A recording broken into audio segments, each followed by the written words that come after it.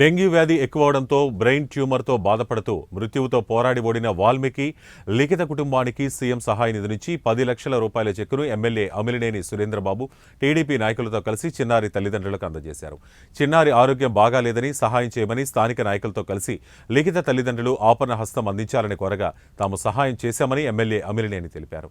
అనంతపురం జిల్లా రాయదుర్గం నియోజకవర్గం నేమకల్లు గ్రామానికి వచ్చిన సందర్భంగా లిఖిత తల్లిదండ్రులను సీఎం వద్దకు తీసుకెళ్లి విషయం చెప్పగా వెంటనే కలెక్టర్కి చెప్పి 10 లక్షలు మంజూరు చేయడం జరిగిందని అందుకు ఆయన సీఎంకి కృతజ్ఞతలు తెలిపారు.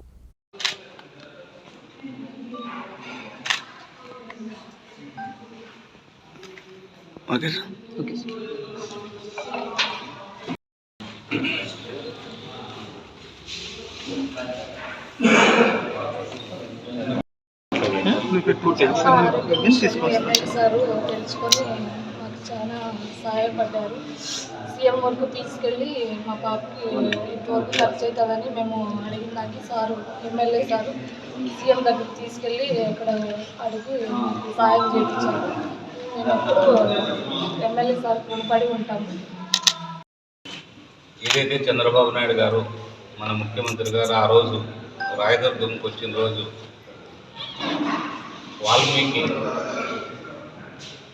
లిఖిత ఆ రోజు ఆ పాప రావడం వాళ్ళమ్మ వచ్చి ముఖ్యమంత్రి గారిని నా కూతురు పరిస్థితి అని చెప్పడంతో ఆయన చెల్లించిపోయి ఆ రోజు ఎంత అవుతుందంటే 10 లక్షలు ఖర్చు అవుతుందని చెప్పారు.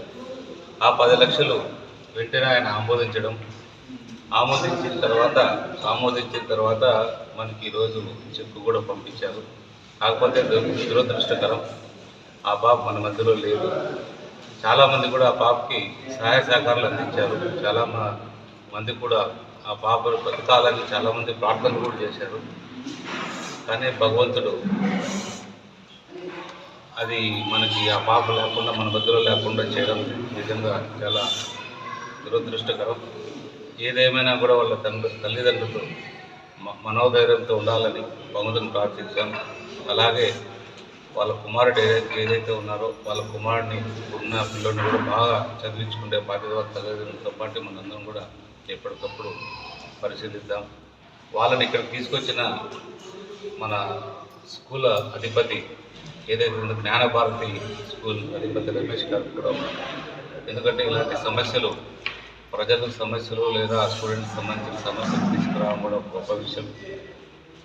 వెంటనే కూడా మనందరూ కూడా పార్టీకి సంబంధించిన వాళ్ళతో పెద్దలతో చర్చించిన తర్వాత ఈ రాష్ట్ర ఆర్థిక పరిస్థితుల దృష్టిలో ఉంచుకొనైనా కూడా ఈ పాపకు ఏదైతే మనం ఆ రోజు మాట ఇచ్చామో ఆ మాట ప్రకారం ఈరోజు 10 లక్షల రూపాయలు చెక్కు మన ముఖ్యమంత్రి గారి ద్వారా రావడం జరిగింది.